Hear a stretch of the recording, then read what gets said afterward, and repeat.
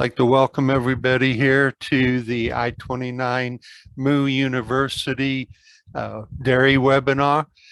Today's presenter on the federal milk marketing order reform, what lies ahead, is Dr. Marin Bozic.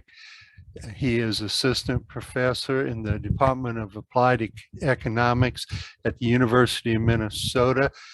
His research program covers dairy markets and policy and livestock risk management. He is advisor to several dairy trade associations, a nationally popular speaker on economics of dairy markets, and a frequent consult on important dairy market and policy issues. For those of you who would like to maybe hear it a second time, it will be archived on the i29moo.com website. And then after the program, we invite you to be a part of our evaluation, and I'll have that link in the chat box. So, Dr. Bozic, the podium is yours. Thank you all.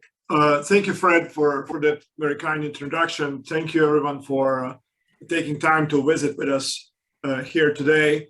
Fred did a great job summarizing my day job. I am still at faculty at the University of Minnesota for a little bit longer. But I also, in the last few years, found that the best way to serve dairy producers is to engage in design of insurance products, such as dairy revenue protection, livestock risk protection. And as of 2 months ago, I'm also involved in management of livestock gross margin.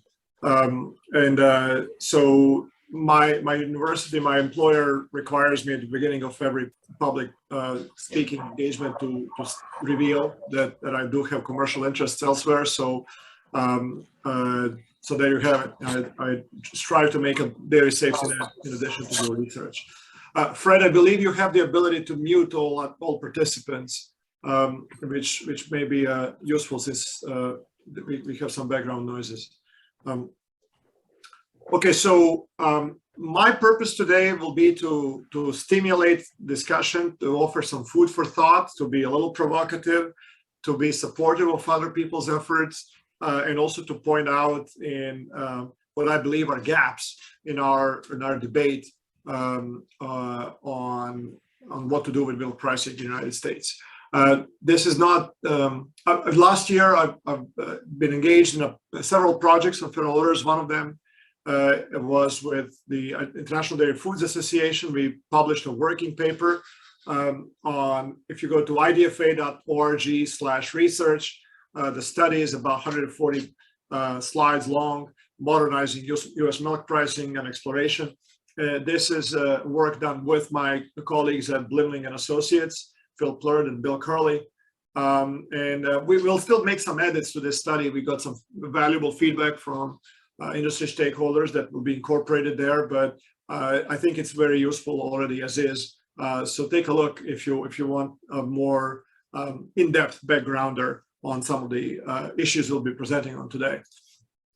I want to say that as we consider federal milk market reform and milk pricing overall, the needs of different countries and situations of different, needs of different states and regions are different.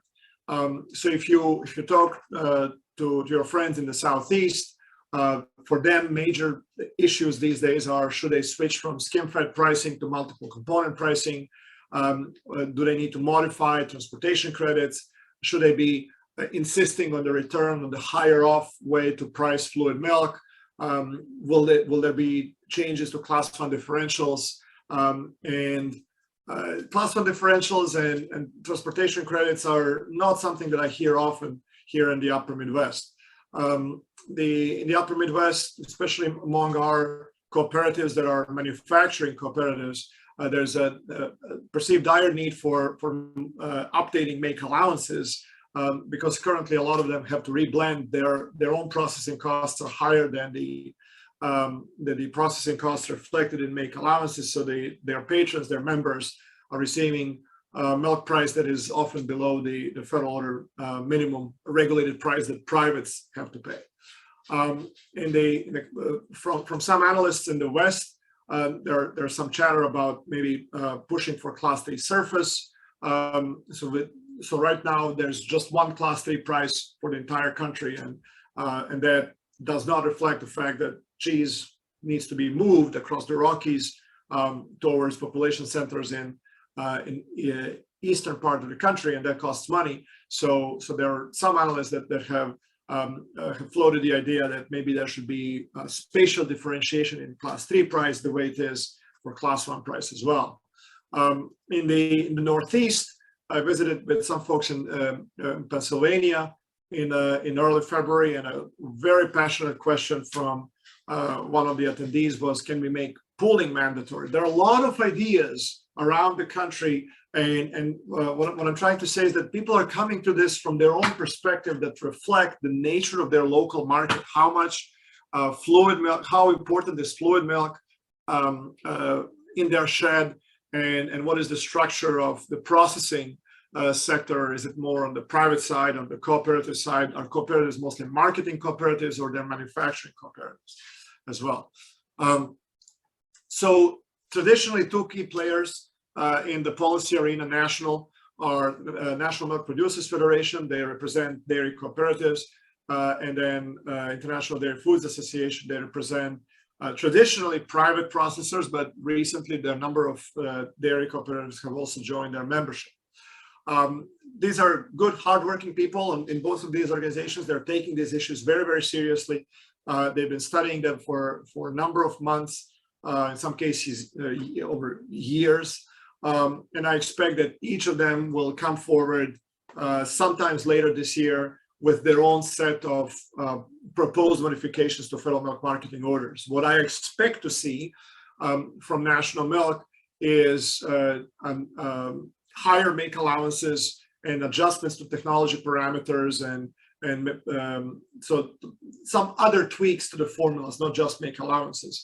And perhaps a reform to the mechanism for updating make allowances. Right now, we've gone over a decade without updating regularly make allowances. So now if you have to do it all at once, it becomes too big a number to swallow. Like we could be talking 70 to 90 cents lower Class 3 price as a consequence. Maybe it's good in a month when the Class 3 is $23, $24. Maybe if you feel you can handle that. But keep in mind that this change will be permanent, not just for the short period of time that we have high prices. Maybe we will see also return to the higher off approach from National Milk. I think I'm pretty confident that they will also propose an increase in standard component tests to 4.0 for butterfat, 3.3 for protein or thereabouts. We might see, I think it's likely that we will see some proposed solution for the block barrel spread, whether that's fixing the weights of blocks and barrels in the weekly price survey, or maybe purging barrels altogether from there. And then I think they will also I think the chances are good that they will look into Class 1 differentials as well. From the IDFA, I anticipate a lot of effort will be on making the pricing survey, the National Dairy Products Sales Report, more export friendly, meaning longer eligibility period for which commodities get.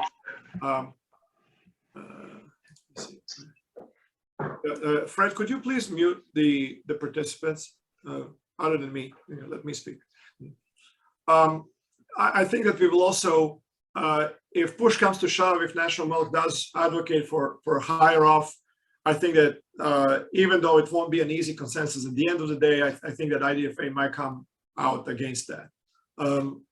But I'm less confident about it. I would say that it's a preponderance of probability, not high certainty there. Like maybe let's say there's 55% chance that they'll come out against it, and 45% that they'll stay neutral or just try to make sure that nothing happens without directly opposing. And I think that IDFA will also work very heavily on make allowance adjustments and look into other parts of the formulas. Why are we having this conversation? What has changed? Why has the time come to modernize marketing orders? Well, one obvious element that we just talked about are make allowances. They haven't been changed for 15 years. But there's a deeper issue here. This will come as no surprise to any of you. Last time when we had a major reform back in late 1990s, almost half of all milk in federal orders was class 1 milk, was milk bottled for beverage consumption. By the time we have the next reform in 2023, will be 28% of milk pooled or milk typically pooled will be fluid. So fluid milk is that cohesive factor that keeps these orders functioning properly. It is the bottlers that always have to remain pooled, and the concept behind federal orders is that they would always pay into the pool, and then from that money we would distribute to other manufacturers, yogurt, powder, cheese, to keep everyone else incentivized to pay minimum regulated prices to producers. So we take from bottlers and use that as incentives to make sure that everybody else behaves well. Well, when fluid milk sales go down, then the bucket from which you can dole out money as incentives, that bucket is smaller. And that bucket is also smaller relative to the needs, because the manufacturing sector is growing a lot. Most of our new milk, all of our new milk is going to manufacturing, and then some, because the fluid milk sales are dropping. So the incentive bucket versus the need bucket is, incentive bucket is shrinking and the need bucket is growing. And that is reducing the incentives for manufacturers to stay pooled on their orders, especially as they are currently designed. Why are fluid milk sales dropping? Well, our habits are changing. Probably what some of you had for breakfast this morning is different than what you would normally eat 5 or 6 years ago. Nationwide, 20% lower consumption of cereals versus 10 years ago. Abundance of choices on your menu, in your aisle. If you go to a grocery store these days, you will find anything from CBD infused waters to through electrolyte based drinks to various mushrooms. I used to joke that 30 years ago, people would be consuming mushrooms orally for completely different reasons. Some mushrooms. Now we drink them. It's a better for you beverage. Some of them. We are milking nuts like we've never milked them before.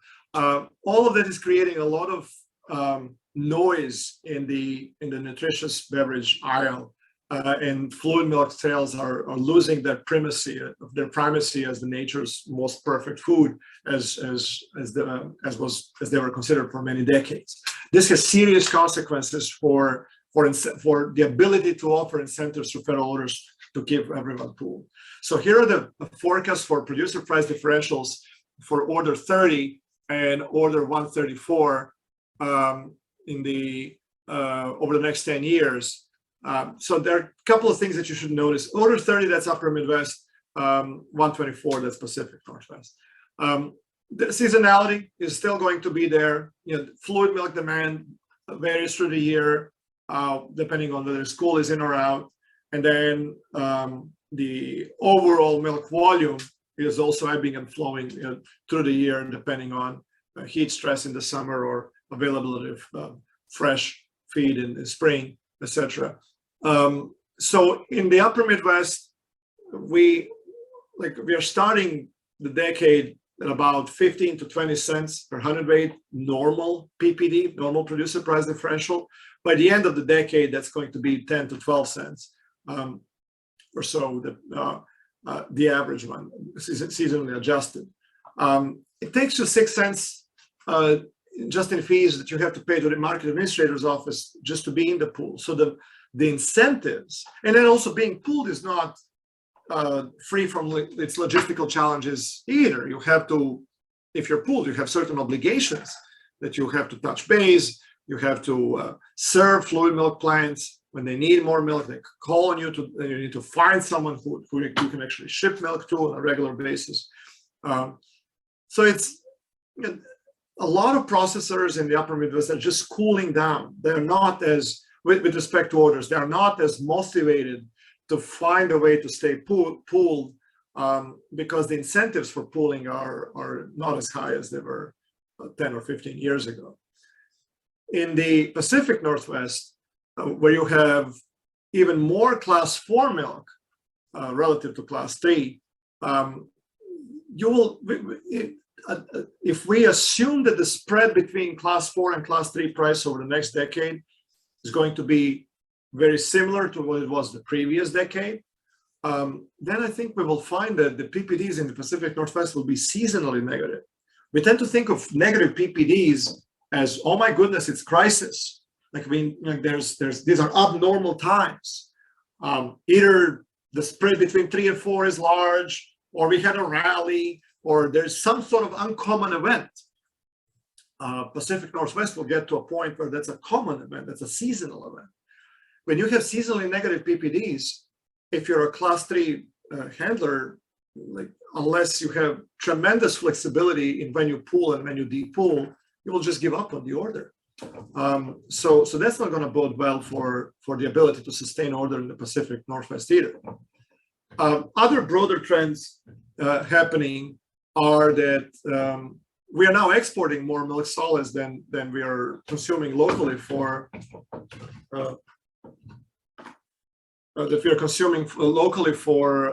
beverage milk. Guys, if you excuse me just for a second, my toddler is trying to enter my office. I put a bar. So for many decades, we were only exporting 3 to 5% of milk solids produced in the country, and 50 to 60% of milk solids produced were pooled, where we're going to fluid. You can see that for between 1990s and 2010, the total solids that were going to beverage products were pretty stable. Population was growing, per capita consumption was going down. Those two effects would typically cancel each other, and then the total solids were stable. But then about 10 years ago, that changed, and now the decline in per capita consumption of fluid milk is dominating. The increase in population size is no longer able to offset the drops in per capita consumption. In fact, last year, for the first time ever, well, maybe not the first time ever, in 2018, we had a little bit of overlap here, but from last year consistently onwards, I think we will see that the share of milk solids exported is going to be larger than the share of milk solids or total milk solids consumed in beverage milk. From a beverage milk economy, we've become an export economy. We are exporting almost 20% of our milk solids, and it's even more dramatic than that. Over the next 10 years, between 40 and 60% of all additional skim solids, so skim solids that will be added every year because you guys take better care of the cows and because cows are better. So even if we keep the dairy herd the same, not increase the number of cows, we will have to export between 40 and 60% of all additional milk solids. So exports are critical for us going forward, no doubt about it. There are a couple other big trends that I want to point out to you. We've learned over the last 15 years how to manage dairy farming businesses, operations, but not a single site operation, but businesses that own multiple sites. And it used to be, okay, you have the first site, then you build a satellite site. Then that worked well, so you added one more. Now there are a number of organizations in US that spread multiple milk sheds. And when they consider what's next for them, it's not, should I add 100 cows to my existing barn? The question for them is, where do I place my next 5,000, 8,000 cow dairy? Is it Texas? Is it Colorado? Is it South Dakota? Is it Michigan? Where do I go? And they play on a national level. So this is a chart put together by my friends at International Farm Comparison Network. That's an organization from Germany, but they have collaborators around the world. And you can see that of the top 10 dairy milk manufacturing organizations, so dairy farming organizations, the 3 are from the United States. And from what I understand, a number of these organizations in the United States have very assertive plans for the next 5 years. They are not, they are very successful, and they are looking where to go next. That is going to drive where new plants are being built. And we used to have the case that milk is growing in some milk shed, and that then provokes that stimulates the dairy processors to add capacity. That dynamic has also changed. Nowadays, when you're looking where to place a new plant, you're looking at where you can build a shed quickly together with your plant, so that they essentially emerge like at the same time. And in that situation, not everybody gets a call. You have to be of certain size, and certain, your name has to be known for these processors to say, hey, we are thinking of a new plant. Would you be interested in building your new next dairy there? I'm mentioning this because the situation where we will have processing capacity chasing milk, meaning that we have more processing capacity than the milk in the milk shed, which was the case for Upper Midwest for a long, long time. I think those days are gone. I think that going forward, processing capacity will be much more closely aligned with the available milk. That has implication for over-order premiums, for any sort of premiums above the regulated price. I also want to comment briefly on the difference in rules that have to be followed by the private manufacturers versus cooperatives. So private manufacturers, if they're pulled on the order, they have to pay the minimum regulated price. They don't have a choice on that. So they look at what the uniform price for the order is, and that's truly the minimum price that they have to pay, adjusted for location. For dairy cooperatives, there is an exception. They can pay their patrons basically whatever they want. They are not bound by the minimum price regulation. Management is still accountable to the board. Board is comprised of dairy producers. So the idea there is that it's the dairy producers are owning that manufacturing capacity. Why impose external regulations on what they need to pay themselves, in essentially? That's the rationale. There's some debate whether those rules should be made equal for everyone. And there are some good arguments put forward by some of my friends on the downsides or the undesirable consequences of having difference in rules for privates and calls. But here's another thing that I want to point out here. Privates are in the business of making money. They're in business of earning a profit. That's what they should be doing. That's what any management of any privately held, whether it's publicly traded or held by just the owners, the responsibility of the manager is to make a profit for the owners. And that's what we should want our corporations to do, because your pension may be invested in a corporation like that. So you want in the corporation like that. So you want the corporation to make money so that you can have your pension, etc. That's capitalism. That also means that they don't have all the other social objectives that a cooperative may pursue. Cooperative may say, we want to guarantee market access to all our members. We will never dump our members. If we lose them, we'll find a way to socialize any losses within our membership base, so that once you're a member of this cooperative, you can be sure for life that we will take care of your milk, that you will have a place to market your milk. That's a noble goal, but it also costs money. And it may be one of the reasons why cooperatives tend to perform financially differently than privates. Privates, in a situation where you have the emergence of large, efficient, low-cost producers or milk agribusinesses, privates will tend to organize their supply chain to minimize their milk input costs. Here's a case study with Danone, where they used to buy organic milk from 89 dairy farms throughout Northeast. And then they said, well, how can we cut costs? And they found another supplier of milk, whether it's one or just a few dairy farms, but it's certainly not 89. And they figured out, oh, well, we can buy organic milk from that entity, one or a few entities. We don't need these other 89s. A cooperative will never make the change because it's contrary to their social contract, if you will, to their sense of identity. But privates are doing that, and there's really nothing illegal about it or immoral, because like they have the responsibility to make profit and to produce wholesome food. So the reason this is happening in organic is because for them, federal orders don't really matter, in a sense that they don't set the floor for privates in the Northeast. The floor is set for conventional milk.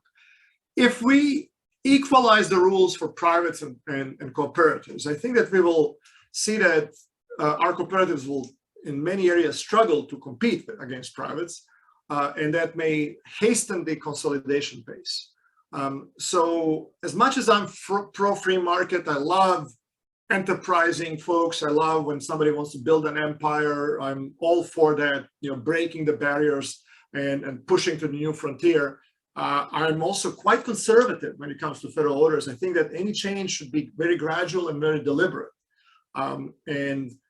Because we might otherwise face some side effects that may not be pleasant for the community as a whole. So that's my 2 cents on that. Now, all that said, I want to focus on 3 topics today. Federal order modifications. I want to offer a little bit more detail on what I believe other organizations, but I believe that the National Milk and others will put forward. But I also just want to tease you a little bit with some ideas perhaps that you haven't heard yet. The next topic I'm going to talk about is the milk check education and the need for producers to have meaningful conversations with their milk buyers, and to that relationship is being redefined as we speak. Processors going forward will ask from producers much more than before in terms of farm practices, sustainability, zero carbon, some decades, hands from here, etc. It's not just about give me the milk and don't have any antibiotics in it, like it's or ship me the milk. There's many more requirements that are going to be put on dairy farmers, and I think that for that comprehensive relationship to be balanced, particularly in an era that's coming where federal orders will not have as much hold on the industry as before because fluid milk sales are declining. I think we need to offer a new instrument for dairy producers to have those meaningful conversations with whether it's cooperative or a private processor that they're shipping their milk to. And then the third topic I want to talk about is something that I'm provisionally calling fairness in contracting, which is the set of rules governing what milk supply contracts between a producer and their buyer of their milk should include and what they must not contain. And this is inspired by what I've seen happen in Australia recently when I was doing the research for IDFA. Okay, so a couple of quick points on federal order modification, something that you will hear others talk about. So one of them is to increase the standard butterfat and protein test. You can see here the trend in the protein test for milk pooled on the federal orders. This is a 12-month rolling average, and you can see that it's trending up over the last 20 years. The reason why it is meaningful to discuss changing standard component tests for class 3 milk, class 4 milk, and therefore class 1 milk is because currently milk bottlers pay to the pool based on the standard protein test, which is 2.9915. They don't pay directly based on protein, they pay on skim milk, but that's the protein test in skim milk. So they pay to the pool based on 2.99 protein, and then take money from the pool based on the actual protein tests. As actual protein tests rise and the standard protein tests stay the same, the effective net contribution per hundredweight of milk, effective net contribution from a class 1 handler, from a beverage milk manufacturer, is going down over time. That's one of the reasons why producer price differentials have been trending down over the last decade as well. So I believe that this is going to be championed by National Milk, and this is going to be seen as one of the instruments to offset the reduction in farm revenue that will come from increasing make allowances. I don't expect this to be uncontested. If on the other side of this debate, we will have Albertsons, Kroger's, probably, Walmart, who will say, why am I paying for more protein in milk when I cannot really market more protein, or when I cannot drive my sales by more protein? Like, you see, if you're using milk with more protein as cheese making, you can have a higher cheese yield. So you can sell more cheese, make more money. So it makes sense that you will share more of that revenue with producers. But if you're bottling milk, you're standardizing on butterfat, whole milk, reduced fat, 1% skim. You're not standardizing on protein. So higher protein, unless it can be demonstrated that it drives more consumer interest, higher protein is really going to be just a cost for handlers, class 1 handlers, or at least they will argue that. So I think we will have a debate on this. I don't think it's a slam dunk. At the end of the day, I do believe that AMS will be very supportive of this. And if this is written in a hearing proposal, I think this one is going to sail through. The second issue to talk about are make allowances. My friend and colleague, Dr. Mark Stevenson from University of Wisconsin, just completed a study on make allowances. It was a long-running study, a few years from start to finish. He found out that the cost of processing have gone up over the last 10 years. And I'll skip this slide. I'll come back to this one. I want to point out these two numbers to you. Let me see if I can put a laser pointer. I want to point out these two numbers to you. And these two numbers to you. This is for January 2022. We calculated, my economist and I have calculated what the class 3 milk prices are currently. We didn't have to calculate it. We just got that data from USDA. But then we calculated what, for the same month, class 3 price would be if we take the make allowances from Dr. Stevenson's study and use them in the formulas without changing anything else about the formulas. Folks, we're looking at 83 cents lower class 3 milk price. We're looking at almost $1 lower class 4 price. I know that a lot of you are pretty pleased with the market situation right now, at least if you're not buying all of your feed month to month. But good times like this typically don't last for very long. And if your profit margin is, let's say, $1.50 per hundredweight, then a class 3 price lower by 83 cents, if it's fully passed on to you by the processor, which is a big if, could substantially eat into your profit margins. And I think there's going to be a very, very detailed debate on make allowances. And I think that once this is opened, a lot of additional things will be open. Are manufacturing yields properly calculated? Is the one slide formula used for protein price still accurate? What about butterfat retention rate? What about protein to butterfat ratio? What about farm to plant losses in milk and butterfat? There's about a dozen assumptions that went into the formula that's underpinning the publicly available formula for protein that you can download from USDA site. I think all of that is going to have to be examined. One other thing I want to point out about the make allowance study is that it's voluntary. Not everybody had to participate. So now try to wear a hat of a processor who has high costs of conversion, high processing costs. Mark Stevenson sends you a questionnaire. Do you reply? Yeah, you do. Why wouldn't you? You have high costs. You want those high costs to be reflected in the new make allowances. Now put a hat of someone who has a very modern, highly efficient, low-cost plant. You get the same questionnaire. Do you find time to answer? Well, maybe not. like, because it benefits you if make allowances are set higher. And if you submit your numbers as a low-cost manufacturer, that's going to drive make allowances lower, presumably, if this study has any impact on what's actually set by the hearing. So take a look at this. 42 cheddar cheese plants were eligible for Mark's survey. Only 10 of them replied. Only 10 of them filed a survey. 40 butter plants were eligible. Only 14 replied. We had a more response rate, a higher response rate on the skim milk powder, non-fat dry milk, 29 out of 45. So that's, you can say, more representative. But in the dry whey space, only 8 out of 41 plants participated.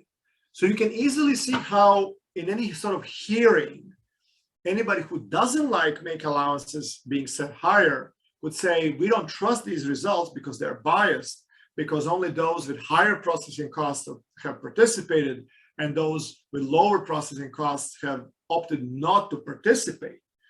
What Dr. Stevenson can present is only results for those who have participated. He can say that there's more variance between them. He can say that the range between the low cost and the high cost is more dramatic than 15 years ago when he ran this study the previous time. But he cannot opine with any certainty about those who have declined to participate in the survey. If we want to have representative cost of production, we will have to make the survey mandatory. I'm not arguing that we should make it mandatory. I'm just saying, if you want to have cost of production that is representative, then you have to make it mandatory. Okay, I'm going to skip a few things here because we're running out of time. I'm going to throw out a few ideas that I think are, I don't know if they're good ideas. I think they're good ideas, but I don't know for certain. I certainly would welcome debate, kick the tires on them, throw them out the window if they're not good. But one such idea that emerged as a consequence of Bill Curley and I and Phil Plurd analyzing the troubles that are faced by Class 1 bottlers. It's not Curley's or Phil's idea. This is, I'm not speaking on anybody else's behalf here, just my own. So we found that bottlers are having a hard time maintaining a healthy profit margin on their bottled milk because retailers pretty much know what their input costs are. They know the cost of plastic, of resin. They figured out very easily what their total cost per gallon jug is. And then the retailers, they say, well, if you want to be in my store, the price of milk has to be this tiny little amount above that. The profit margins are squeezed when you know the full input costs. On the other hand, you also have, if you're a bottler, other incentives to bottle milk. One of them being that you have access to pool, or you can sell access to pool to others. And so people are not making a lot of money making gallon jugs, and they may not be making gallon jugs just for the sake of making money. So that's driving sales down as well, because you don't have aggressive branded promotion as you would in a high margin product like Fairlife or even some sugary drinks like Coke or Pepsi, etc. So how could we try to amend that? Again, just food for thought. Well, what if we increase Class 1 differentials by $2 per hundredweight everywhere in the United States? Just increase Class 1 differentials. So that will give you a lot of additional money in the pool. And then you say, okay, beverage milk processors, if you choose to pursue aggressive branded promotion, or if you choose to invest in new technology in your plant.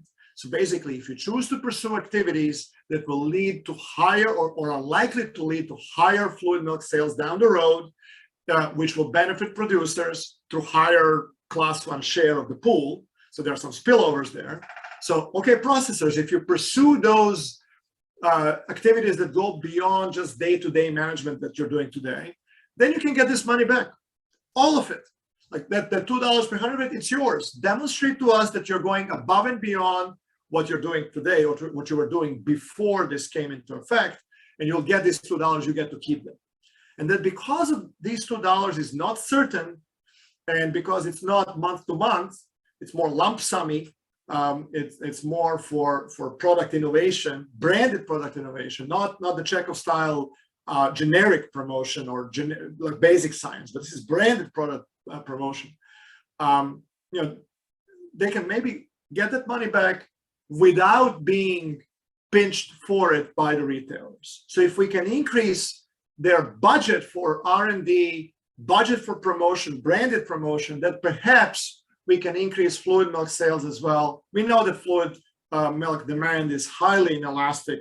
So a few cents extra per gallon is not going to cause dramatic losses on their own, just a price effect. And product innovation, product promotion effects will most likely dominate over price increase for consumers.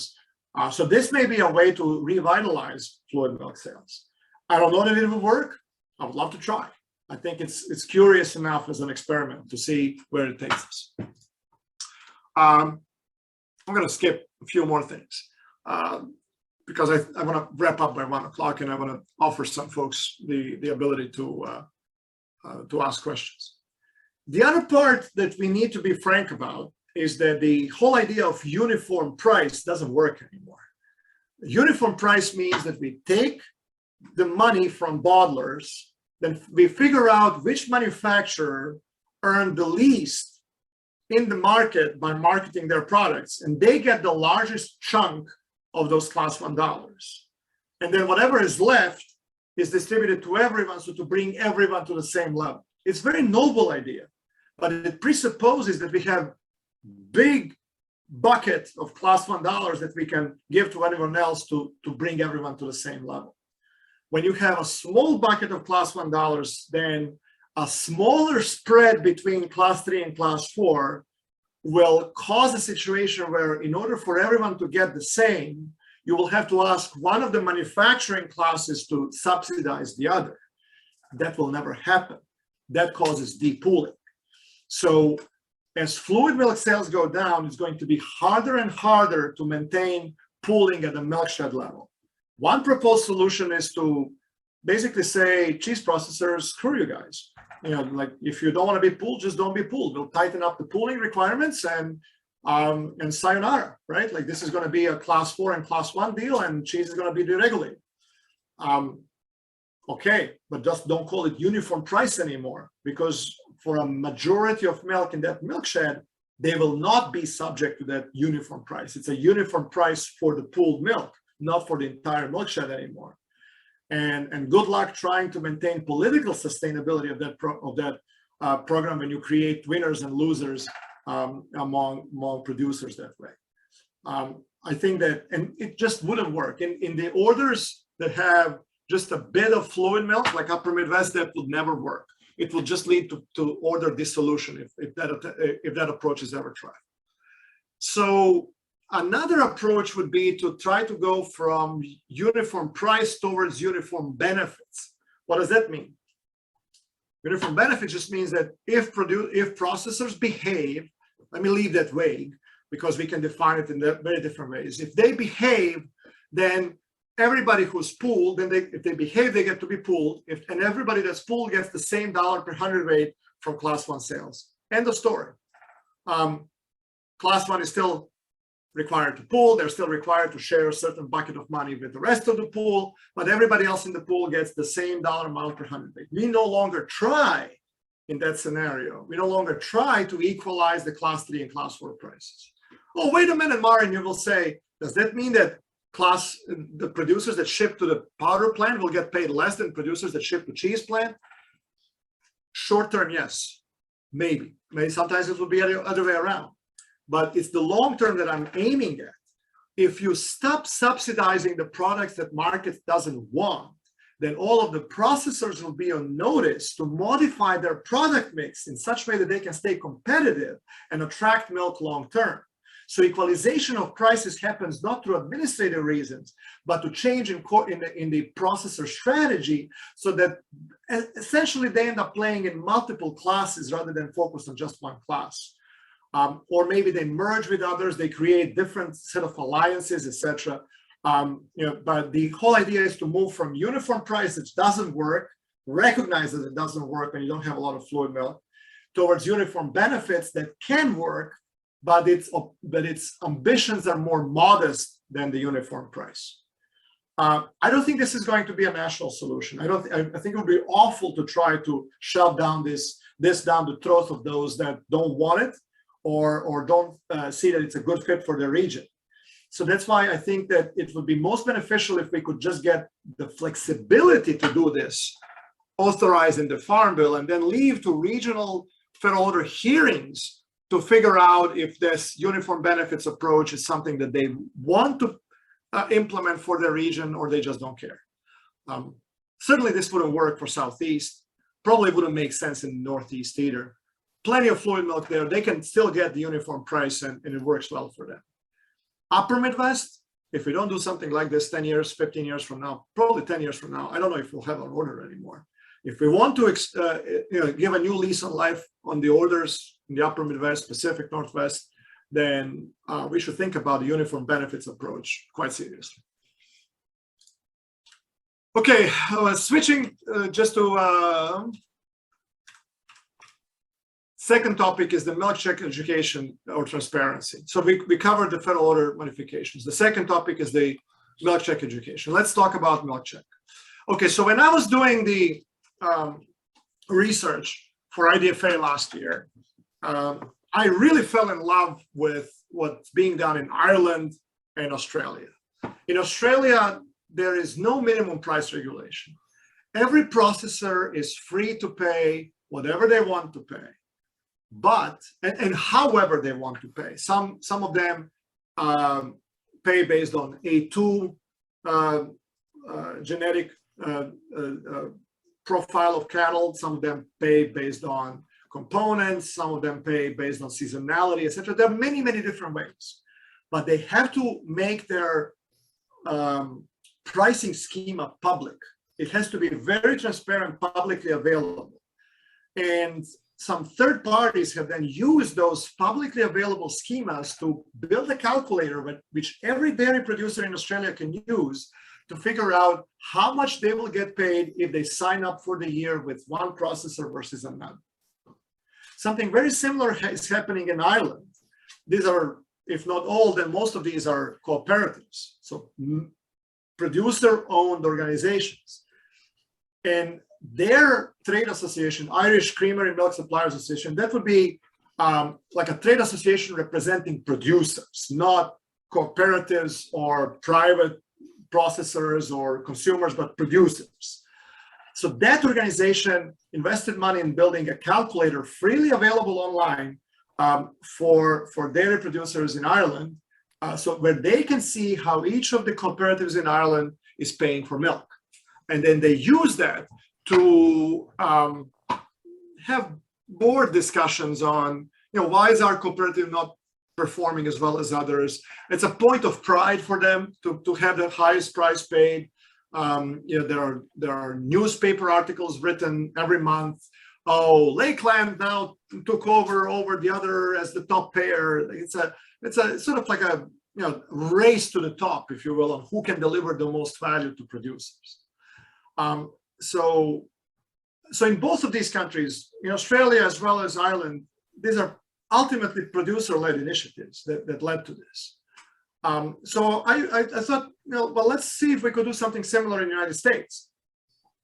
And my first idea was to collect milk pricing schemas from 4 main manufacturers using collaboration with dairy producers, standardize all those prices and make it freely available publicly. 2 months into that, I got sued by one of the cooperatives who definitely doesn't want that to happen. I'm still in court with that. I won't name names. Why? Why is it so hard to do this in the United States, harder than other countries? Well, there are some reasons that we need to recognize as very legitimate. For example, in Australia, they have about 30% more processing capacity than milk. So producers can genuinely move from one processor to the next every year, and a lot of them do, There's a transition season at the beginning of our summer, I believe. Maybe saying that wrong, but their winter. So when the milk is the lowest, that's when they switch processors. But we don't have that here. In fact, I just argued at the beginning of this conversation today, this webinar, that going forward we'll have tight processing capacity going forward forever. The other concern that processors have had when I presented the concept of milk check transparency is that they will lose their ability to negotiate premiums for their dairy products, cheeses, etc., because their buyers will know how much they're paying for milk. Whether I agree with that or not, once dairy producers from Minnesota brought that to me, and I didn't hear it from manufacturers, but I heard it from producers directly, not those that are on the boards, but those that have nothing to gain or nothing to gain from hiding information.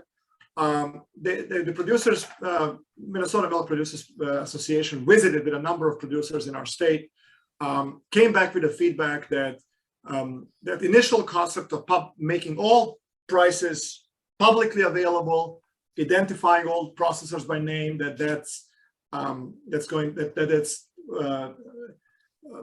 faced with stiff opposition, not from everyone, but from a number of processors in Minnesota. However, Minnesota milk producers, when they visited with these processors, also discovered that a good majority of processors would be fine with this report if it's not publicly available, if their dairy product buyers do not get to see these prices. So I went back to the drawing board and I redesigned the report that now currently looks like this. All of the data here is fictitious. The creamery is fictitious. This is just for illustrative purposes. The dates are fictitious, but here's what you can expect if this project sees the light of day. So let's say that you're a dairy producer in Wisconsin, shipping to a creamery we'll call Superior Creamery for our purposes here.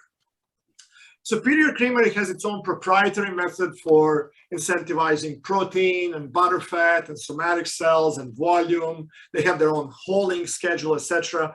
And all of that makes it very hard for you to take your milk check from Superior Creamery, go to a coffee shop, sit down with someone who is shipping to Land O'Lakes or DFA or Ellsworth or you name it, and then compare who's getting paid more, who's getting paid less.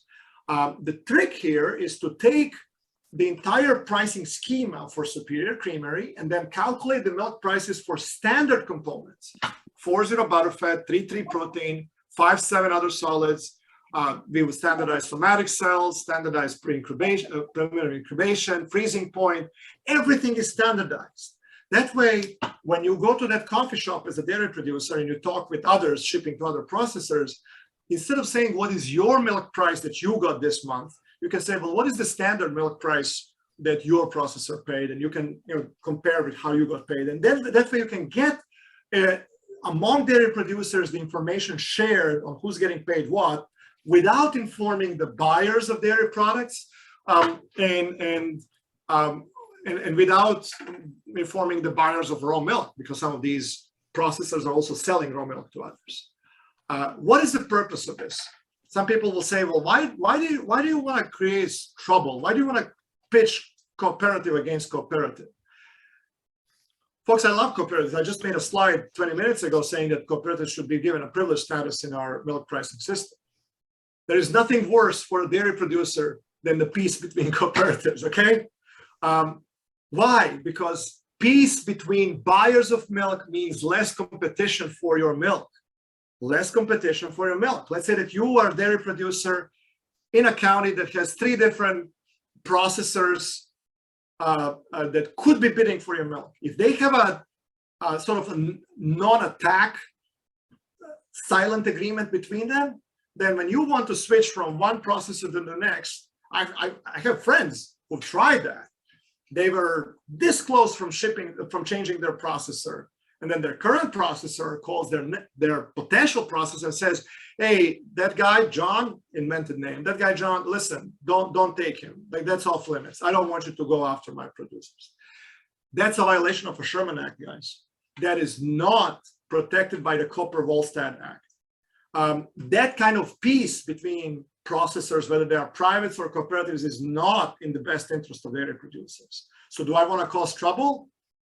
I want to cause meaningful conversations between dairy producers and their processors, whether they are cooperatives or privates. And I think that that is particularly important when dairy producers cannot easily switch their processor. If you could easily switch from one milk buyer to the next, and if you don't like what your current management is doing, just go to someone else. You vote with your feet. But if you're not able to vote with your feet, then the way you vote is by creating noise within your co-op or processor. And you know, boards are concerned about it. Some management is up in arms. You know, if it wasn't illegal, I probably would find a horse's head on my doors already. Some management. It's not out of malicious intent to them. It's because we need that kind of accountability. And we don't have that kind of accountability when producers don't feel they understand their milk check, when they feel that the milk check from their neighbor versus theirs is so different that they look at them, you compare them, and they feel like they can do nothing about them. When we give producers a way to compare what they're getting paid versus others, then we will have them ask their management, why are we getting paid $1.50 less than my neighbor who ships to XYZ, one county over? There may be legitimate reasons. There might be truly legitimate reasons. Maybe some processor has recently invested in a new plant expansion. They have to take loans to do that. Loans have to be paid rather quickly. So they cannot pay a lot because they just invested in new capacity so they can handle more milk so that you as their member can grow and reap additional efficiencies. So I'm not saying that the price is the end of it all, but that's the kind of conversation that we will have more of if we have an instrument for producers to take to their management and say, justify this to me. Is this really the best that we can do? That's what I want to say. And of course, that will make me the most hated person among many dairy processors, many cooperatives. It's not easy for me. I held a lot of these people, my friends. Some of them are the reason why I chose to come to work at the University of Minnesota. They were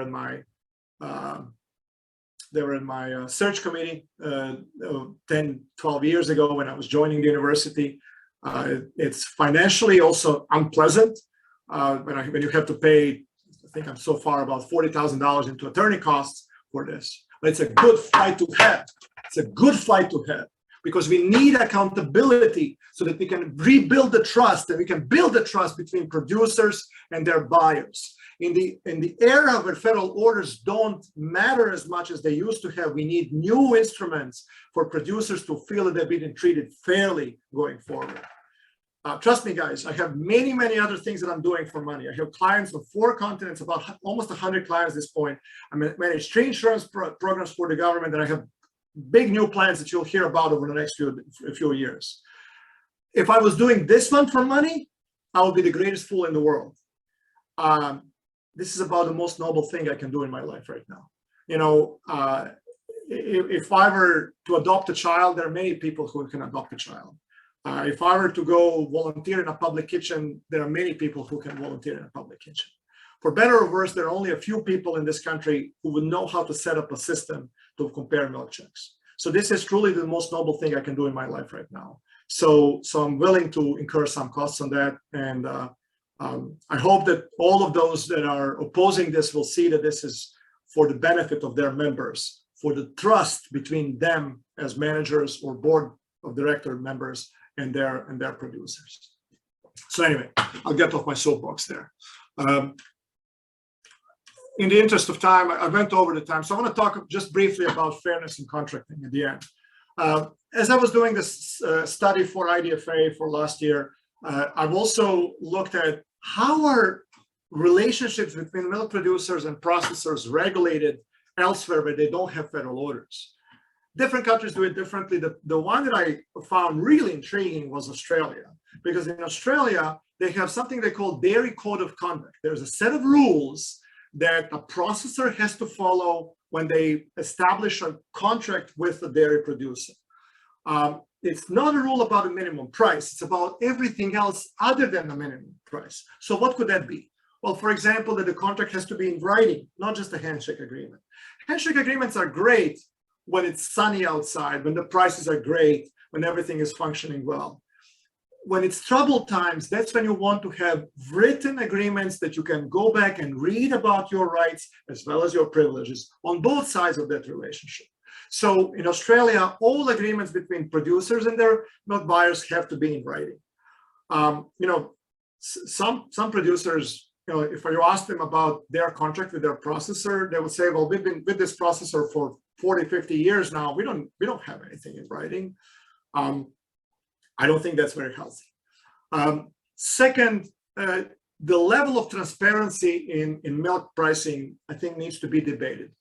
Even if we don't want to make it publicly available the way they do it in Australia, I think that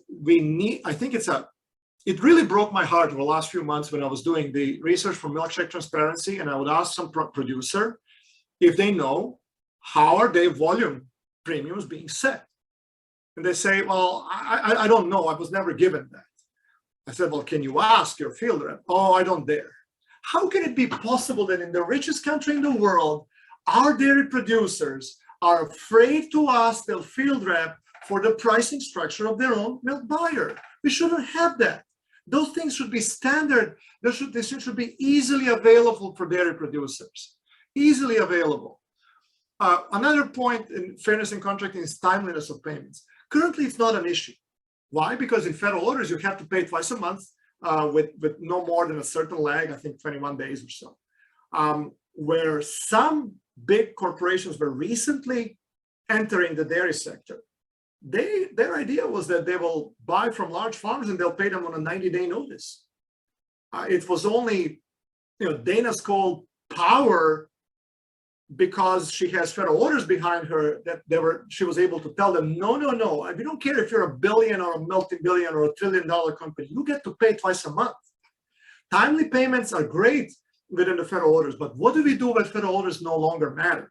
I think that we should regulate timeliness of payments for dairy producers, even for processors who are not pooled. Contract termination notice. Is it okay to be given 30 days notice? Should it be 6 months? If your processor doesn't want to work with you anymore, how long a time should that be? If you want to leave your processor, what's the minimum length of time that you should give them? Good faith principle. That sounds very fluffy, flaky. Well, good faith. You can put anything in there.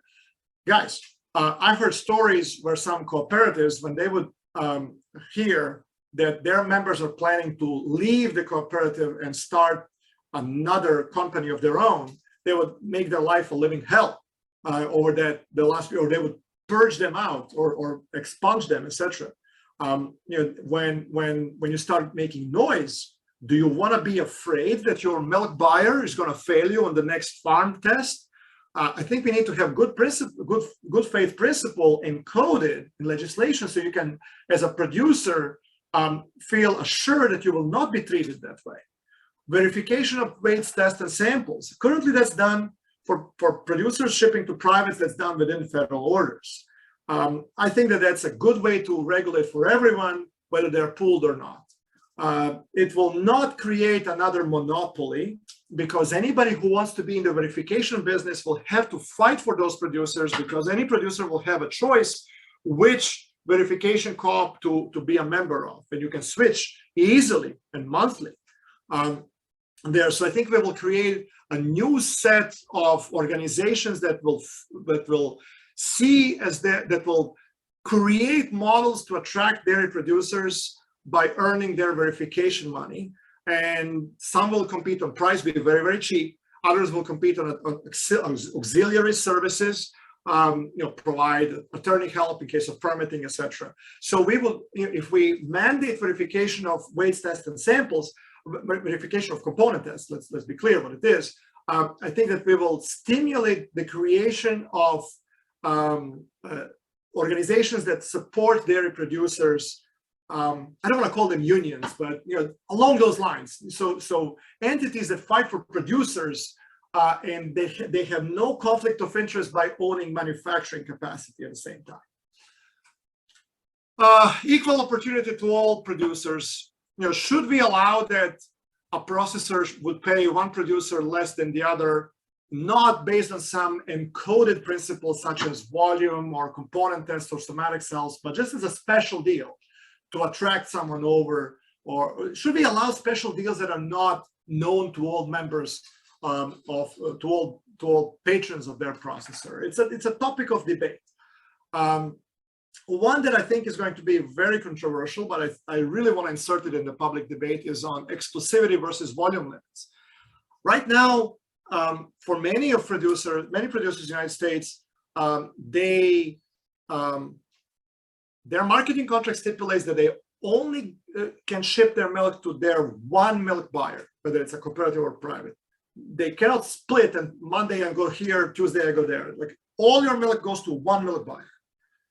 And second, that same milk buyer then comes back and says, but I will not buy more than this amount of milk from you per year. Or if you ship me more than that, then we'll pay you pennies on the dollar for that, for everything else through tier 2 pricing, right? Basically highly discounted pricing.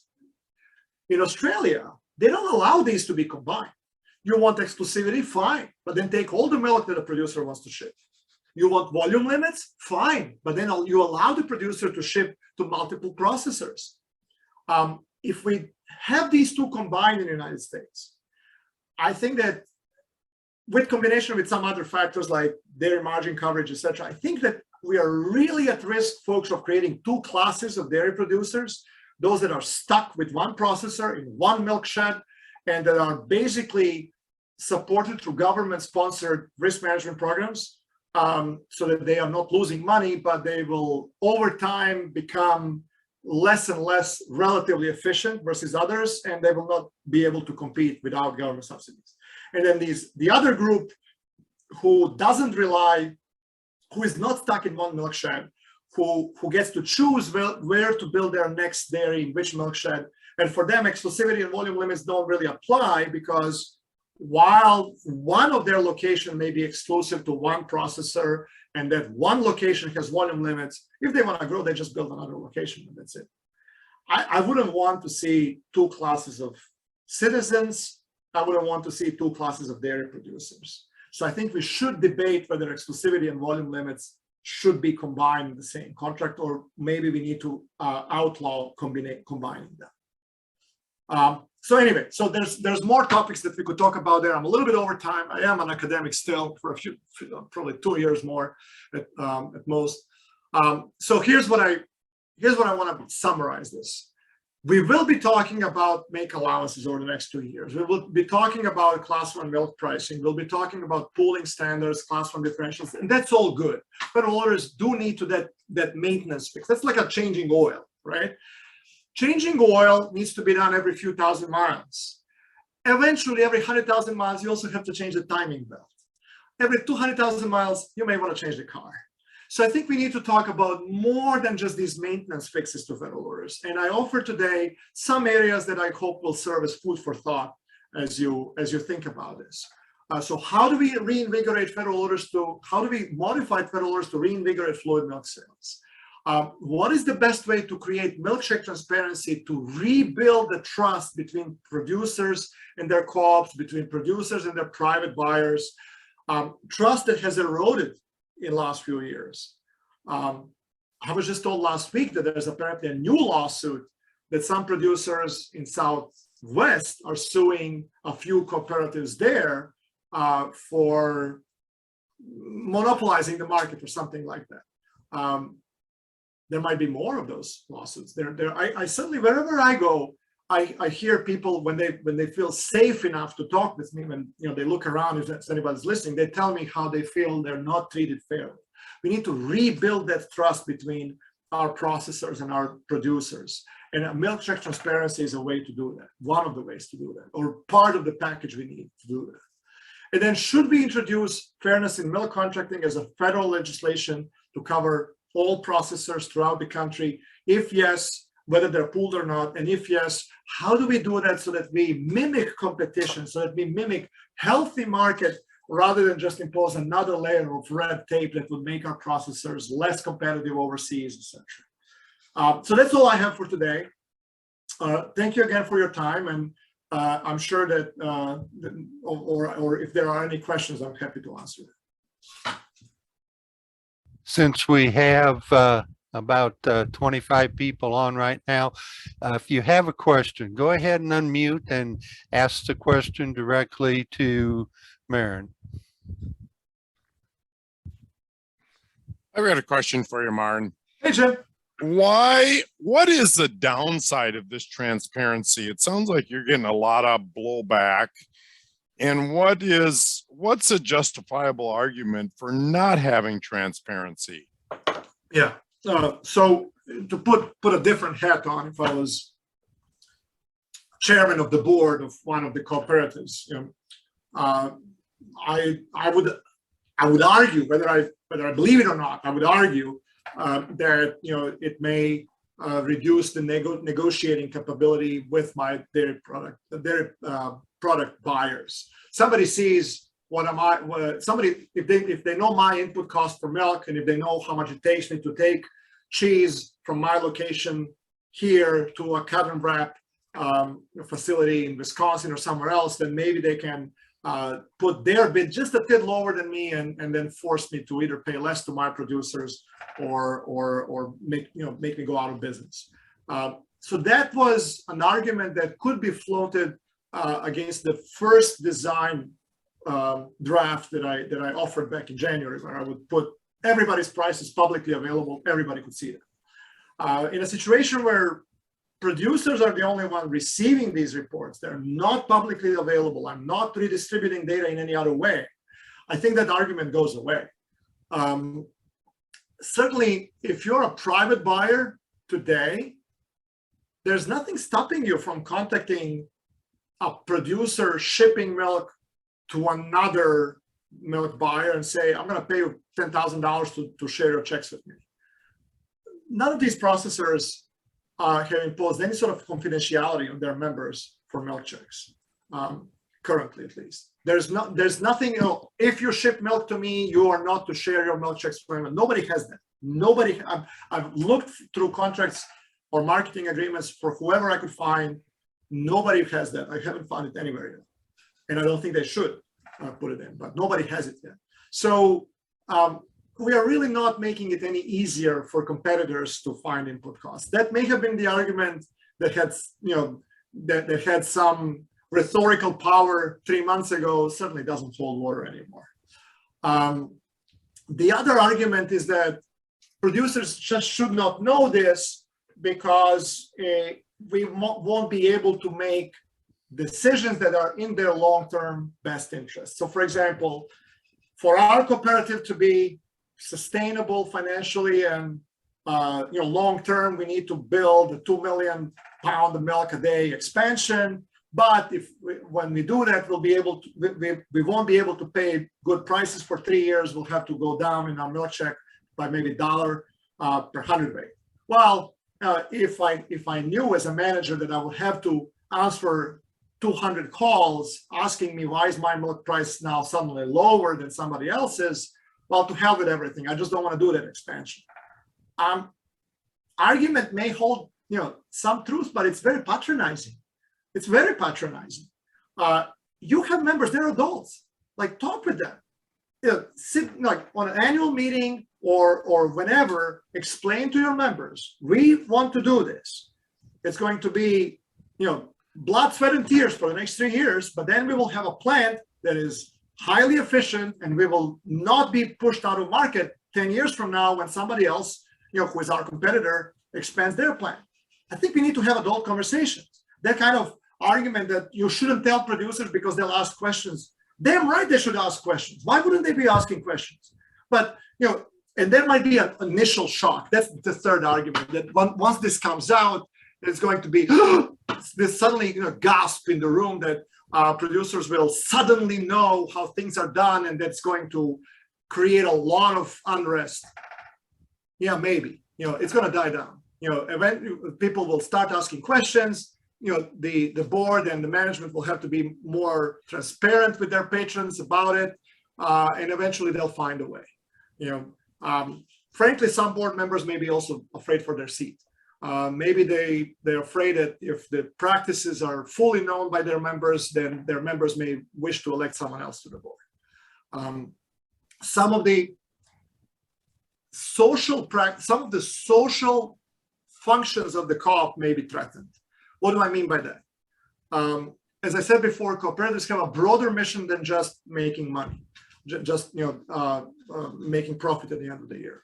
That may mean subsidizing hauling so that smaller producer further from the plant can still make a living until they decide to retire.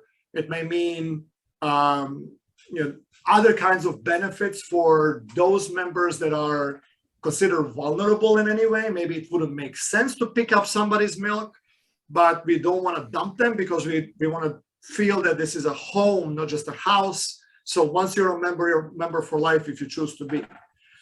Once the prices are transparent, once producers can more easily see the cost of that social mission versus the average for the milk shed, then producers will start asking questions. Should we really do this? Should we be implementing these social functions? That's a difficult conversation because, of course, my heart is with doing something more than just making money. But ultimately, we do need to have democracy. We do need to empower the members of their co-op to decide, based on an informed, good information, what kind of trade-off do they want to have between earning more in their dividends and supporting their fellow farmers that are maybe further distant from the plants or don't have the size or don't have the quality, etc. I would hope that everybody would still think broader, but ultimately, just for the sake of nobility, we cannot pursue nobility through enforcing ignorance. We can pursue nobility through educating, arguing, having informed debate on the true cost of doing something else other than just making money. So it's, it is going to make life for the board members and management more difficult. No doubt about it. I'm under no impression that this is going to be painless. But I think it's the kind of short-term disturbance that we need to rebuild the trust and ultimately to have more financially viable processors long-term. Jim, does that answer your question? Yeah, I think so. You did a nice job of that. Okay, we've got about 2 more minutes. Do we have somebody who's got a question? They go ahead and unmute and ask the question. See, If- one more. I have one, if nobody else, if somebody else has one, but I have. Go ahead. I thought we had somebody coming I on. did too. So we got a question from Amber saying market transparency is a major topic with the beef producers as well. Since dairy producers are also beef producers, is there some cohesiveness among the ag groups having these conversations? It is my plan to, as we build coalitions for this, to involve beef groups eventually. However, I must admit that I am not an expert in beef economics at this point. So I feel that I'll need some help there. Okay, at this point, thank you very much, Marin, for your comments and explanations on the questions. We'd like to thank everybody who attended. We'll go ahead and get this archived and on our i29moo.com website. At this point, thank you again. We will be concluding the recording. Thank you all. Have a wonderful Thursday.